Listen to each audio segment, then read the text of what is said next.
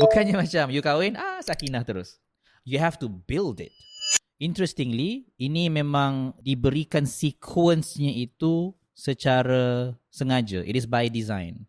Sakinah, mawaddah, warahmah. Design itu memang sengaja.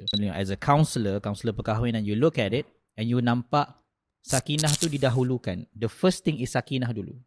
So tenang itu you perlu yang pertama sekali. Exactly. So if you look at it macam the overarching purpose of marriage. Yeah. So, rata-rata orang duk tanya kan, like, what's the point of getting married? Yeah. What's the point? Itu menjadi perbincangan sekarang. Dan ramai orang yang mahu single. Exactly. Because they don't see the point. So Allah jawab direct. Cash bagi, the point of marriage adalah so that you have sakinah. Okay, sakinah. And interestingly, rumah in Arabic, apa dia? You're the linguist. Sakana. Sakana, right? So the perkataan rumah dalam Arabic is sakana. So to give the indication yang the house and the home should be a place where you rasa peace.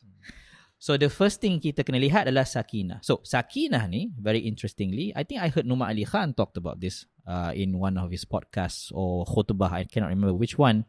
Dia kata sakinah is the ultimate purpose. Yes, it's the first thing Allah sebut.